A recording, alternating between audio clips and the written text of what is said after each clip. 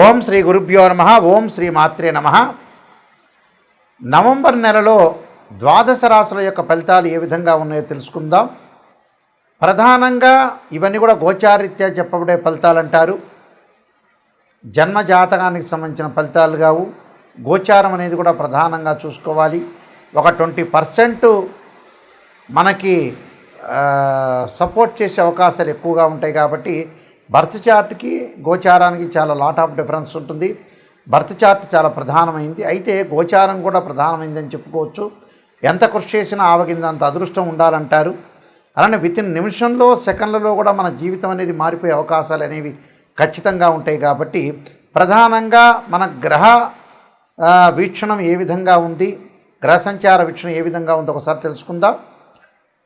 శని మీనరాశిలో వక్రస్థితిలో ఉండటం, గురువు కర్కాటక రాశిలో అతిచారంతో నవంబర్ 12వ తారీఖున మళ్ళీ వక్రస్థితిలోకి వెళ్ళిపోయే అవకాశం అనేది ఉండటం.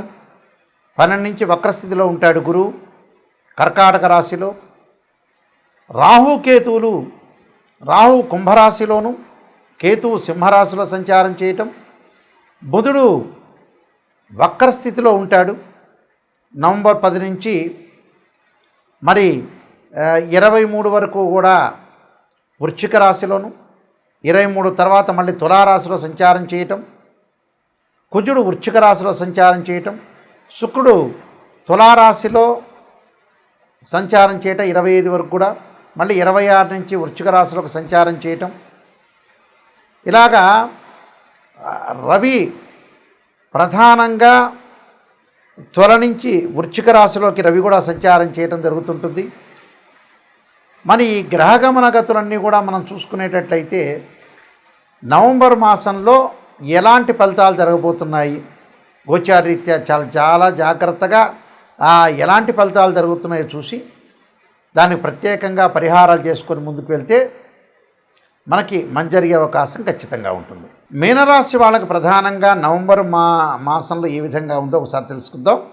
ఈ నవంబర్ నెలలో మీనరాశి వాళ్ళకి రాస్యాధిపతి అయిన గురువు పంచమ స్థానంలో ఉండటం, అలానే నవంబర్ 12 నుంచి వక్రగతిలోకి వెళ్ళటం వల్ల కొంత మిశ్రమైన లాభాలు కలిగే అవకాశాలు ఉంటాయి. ఫైనాన్షియల్ పరంగా డెవలప్మెంట్ అనేది ఉంటుంది, కానీ కొద్దిగా ఆర్థిక స్థితిగతుల విషయంలో కొద్దిగా జాగ్రత్తగా ఉండాలి. జాగ్రత్త అంటే గురువు మిశ్రమైన ఫలితాన్ని ఇస్తున్నా శుక్రుడు అనుకూలంగా ఉంటాడు కాబట్టి వీళ్ళకి ఆర్థిక స్థితిగతి బాగా పెరిగే అవకాశం ఉంటే ఒక 20% కొంత డబ్బును దాచుకోవటం చాలా ఇంపార్టెంట్.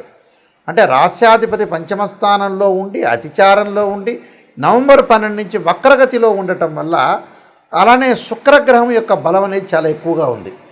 శుక్రుడు అష్టమ స్థానంలో ఉన్నాడు. అష్టమ స్థానంలో శుక్రుడు ఉన్నాడు కాబట్టి చాలా అనుకూలంగా ఉంటాయి. అంటే తృతీయాధిపతి అలానే అష్టమాధిపతి శుక్రుడు అష్టమ స్థానంలో 26వ తారీఖు వరకు కూడా ఉండటం వల్ల అధిక లాభాలు కలిగే అవకాశాలు ఉంటాయి. ఆ పైన కూడా నవంబర్ మాసం అంతా కూడా వివాహాది శుభ కార్యక్రమాల నిర్వహణ, లగ్జరీ ఐటమ్స్ బాగా కొనుగోలు చేయటం, అలానే కాస్మెటిక్స్ వాళ్ళు కానీ, అలానే జ్యువెలరీ షాప్ వాళ్ళకు కానీ, క్లాత్ షోరూమ్ వాళ్ళకు కానీ అనుకూలంగా ఉంటాం. అంటే అధిక లాభాలు పొందే అవకాశాలు ఎక్కువగా ఉంటాయి. కాబట్టి పూజా ద్రవ్యాలు అమ్మేవాళ్ళు, పూజా స్టోర్స్ వాళ్ళు కానీ, హోటల్స్ కానీ, రెస్టారెంట్ కానీ, అలానే చిరు వ్యాపారులు కానీ, ఇలాంటి వాళ్ళందరికీ కూడా అనుకూలంగా ఉంటుంది. అధికంగా డబ్బు సంపాదించే అవకాశాలు ఎక్కువ ఉంటాయి. శని వక్రస్థితిలో ఉండటం వల్ల కొంత గతం కంటే కూడా ఆరోగ్యం అనేది మెరుగుపడే అవకాశాలు ఉంటాయి. రాహు యొక్క ప్రభావం వల్ల కూడా విదేశాలకు వెళ్ళటమే కాకుండా అధిక పెట్టుబడులు పెట్టే అవకాశాలు ఎక్కువగా ఉంటాయి. అలానే కేతు యొక్క బలం వల్ల కూడా ఇళ్ళు కొనుగోలు, కన్స్ట్రక్షన్ చేయటం, ఆర్థిక పరంగా ఆదాయం బాగా పెంచుకోవటం, మెడికల్ షాప్ వాళ్ళకు కానీ, డాక్టర్స్ కానీ, అలానే లాయర్స్ కానీ వీళ్ళందరికీ కూడా అద్భుతమైన రిజల్ట్స్ వచ్చే అవకాశాలు బాగా ఎక్కువగా ఉంటాయి. కుజుడి యొక్క ప్రభావం వల్ల కూడా రక్షణ శాఖ కానీ, పోలీస్ డిపార్ట్మెంట్ వాళ్ళకు కూడా మంచిగా అనుకూలంగా ఉండే అవకాశాలు ఎక్కువ ఉంటాయి. అయితే వివాదాల వైపు వెళ్లకుండా ఉండండి. అంటే కొంతమంది మధ్యవర్తిత్వం అనేది పనికిరాదు. కుజుడి యొక్క ప్రభావం వల్ల మధ్యవర్తిత్వం అనేది పనికిరాదు. ఉద్యోగ భద్రత అవసరం. ఉద్యోగపరంగా కూడా అనవసరమైన రాద్ధాంతాలు, అనవసరమైన విషయాల్లో వేరు పెట్టకుండా ఉండటం చాలా మంచిది. అంటే ఈ నియమాలన్నీ కూడా మనం పాటించి ముందుకు వెళ్తే మనకు మంచి జరుగుతుంది. కాబట్టి అది వరకటి కంటే కూడా ఆరోగ్యపరంగా కొంత కుదుటపడే అవకాశాలు ఖచ్చితంగా ఉంటాయి. కాబట్టి నేను కొన్ని పరిహారాలు చెప్పబోతున్నా, ఆ పరిహారాలు పాటించండి. మీకు మంచి జరిగే అవకాశాలు ఖచ్చితంగా ఉంటాయి. ప్రధానంగా ఈ నెలలో ఫైనాన్షియల్ పరంగా, ఆర్థిక పరంగా ఇంకా డెవలప్మెంట్ చెందాలంటే కుబేర మంత్రాన్ని చదవండి. అలానే బృహస్పతి యొక్క అనుగ్రహాన్ని పొందండి.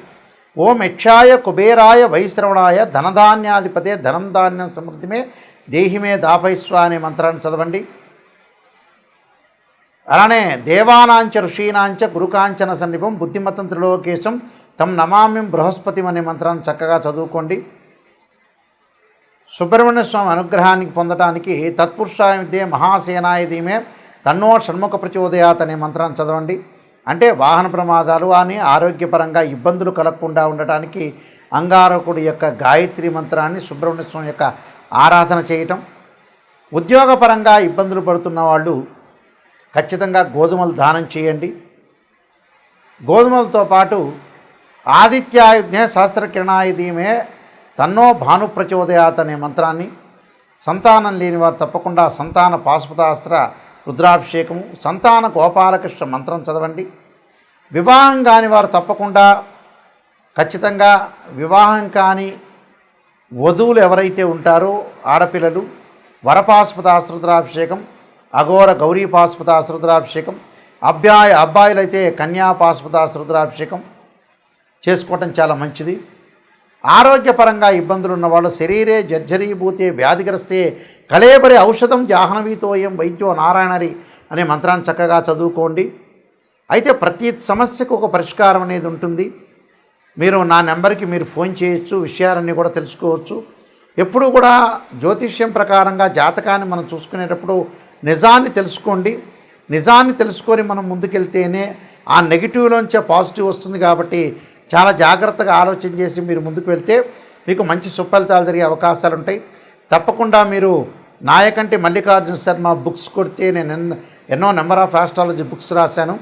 కాలసర్పయోగము, కాలసర్పయోగ చంద్రిక, రాహుకేతులు, ఛాయాగ్రహాలు, అలానే స్వప్నశాస్త్ర ఫలదీపిక, పుత్రగణపతి వ్రతము, జాతక చంద్రిక, వివాహ మార్తాండము, అలానే బృహత్ పరిహార సింధు, సర్వదేవతా గోత్రపురులు, ప్రొడక్షన్ ఆఫ్ ఆస్ట్రాలజీ, అలానే నెంబర్ ఆఫ్ ఆస్ట్రాలజీ బుక్స్ రాశాను. ఆ బుక్స్ కూడా మీరు చదువుకోవచ్చు. తప్పకుండా మోహన్ పబ్లికేషన్ వాళ్ళ దగ్గర దొరుకుతాయి. మా దగ్గర కూడా ఈ పుస్తకాలన్నీ కూడా లభించే అవకాశం అనేది ఒకటి ఉంటుంది. ప్రతిదానికి కూడా ఒక పరిష్కారం. ఏదైనా సరే మీరు రాశి ఫలితాలు చూస్తున్న వ్యక్తులు ఎవరైనా ఉంటే వాళ్ళు తప్పకుండా నెగిటివ్ నుంచే పాజిటివ్ రండి. అయ్యో నాయకంటి గారు ఇలా చెబుతున్నారని బాధపడద్దండి, నిజాన్ని చెబుతాను. నిజం చెప్పడం వల్ల దానికి ఒక పరిష్కార మార్గం కూడా ఉంటుంది. ఒక రోడ్డు మీద ముళ్ళు ఉన్నాయి, ఆ ముళ్ళను తీసుకొని మనం ఎట్టి పరిస్థితుల్లో కూడా ముందుకు వెళ్ళాలంటే తప్పకుండా కొన్ని నియమాలని పాటించాలి. తప్పకుండా మీరు ఏదైనా ఉంటే నా కాంటాక్ట్ నెంబర్కి ఫోన్ చేయొచ్చు. ఇంకొక ముఖ్యమైన విషయం, www.nayakanti.com కానీ nayakanti.in కానీ మీరు చూడండి. ఒకసారి చూస్తే మీకు ఏదైనా విషయాలు తెలుసుకోవాలనుకున్నా నా కాంటాక్ట్ నెంబర్కి మీరు ఫోన్ చేసి తెలుసుకోవచ్చు. ఎట్టి పరిస్థితుల్లో కూడా తెలుసుకొని మీరు ముందుకు వెళ్ళచ్చు. నిజాన్ని తెలుసుకోండి. ఎందుకంటే వెల్ క్వాలిఫైడ్ పర్సన్ సంప్రదించండి, నిజాన్ని తెలుసుకోండి. ఈ కాలంలో భార్యాభర్తల యొక్క సమస్యలు, హెల్త్ పరంగా ఉండే సమస్యలు వస్తాయి. చాలామంది కూడా వధూవరుల యొక్క పొంతం చూసేటప్పుడు 18 గుణాలు వచ్చినా చూసుకుంటుంటారు. వాస్తవంగా అయితే గ్రహమైత్రి, రజ్జుదోషము, నాడీ దోషము, వేదాదోషము, శ్రీదీర్ఘకోటమి, తారాఫలం ఇవన్నీ కూడా చూసుకుంటుంటారు. కానీ ఇన్డెప్త్గా రాశిచక్రము, భావచక్రము, నవాంశం చాలా ఇంపార్టెంటు. ఇది వివాహానికి. అలానే సంతానం కలగలేదంటే రాశిచక్రము, భావచక్రము, సప్తమాంశం చూడాలి. ఉద్యోగపరంగా ఇబ్బందులు కలుగుతున్నాయంటే రాశిచక్రము, భావచక్రము, దశమాంశ చక్రాన్ని చూడాలి. ఇలా మనకి D16 చార్ట్స్ చాలా ఉన్నాయి. ఇలాంటివన్నీ కూడా మ్యాథమెటికల్గా క్యాలిక్యులేషన్ చేసి ఉచ్చ నీచ ద్వాదశ భావాలు, రాశ్యాధిపతులు, ఏదైతే ఆ గడిలో ఉన్న ప్లానెట్, ఇవన్నీ కూడా ఎన్నో మనం జాతకపరంగా ఎన్నో ఎనాలిసిస్ చేసి మాత్రమే జాతకాన్ని చెప్పాలి. కానీ మిడిమిడి జ్ఞానంతో చెప్పేవాళ్ళు ఎప్పుడూ కూడా చాలామంది కూడా పొరపాటు పడుతున్నారు. నిజాన్ని తెలుసుకోండి. ఎవరైనా సరే నా దగ్గరికి వచ్చేవాళ్ళు జాతకాన్ని సంప్రదించండి. జాతకాన్ని సంప్రదించేటప్పుడు తప్పకుండా ఒక వాయిస్ రికార్డింగ్ అనేది పెట్టుకోండి. సహజంగా కుజదోషం అంటారు. 2, 4, 7, 8, 12 స్థానాల్లో కుజదోషం అనేది ఉంటుంది. కొన్ని నక్షత్రాలకు ఎగ్జంప్షన్ ఉంటుంది, కొన్ని లగ్నాలకు ఎగ్జంప్షన్ ఉంటుంది, కొన్ని రాశులకు కూడా కుజదోషం అనేది వర్తించదు. అలానే శుక్రదోషం కానీ, కుజదోషం కానీ, రవిదోషం కానీ రకరకాల దోషాలు ఉంటాయి. కానీ బర్త్ చార్ట్ చాలా ముఖ్యం. గోచారం అనేది 20% సపోర్ట్ ఉంటే ఒక చెట్టుకి వేళ్ళు అనేది బర్త్ చార్ట్. అక్కడుండే ఆకులు ఎప్పుడూ కూడా రాలిపోతూ ఉంటాయి. అది గోచారం అంటారు. తప్పకుండా మీరు తెలుసుకోండి. మీ అందరికీ కూడా మంచి జరగాలని ఆశిస్తూ సర్వే జనా సుఖినో భవంతు.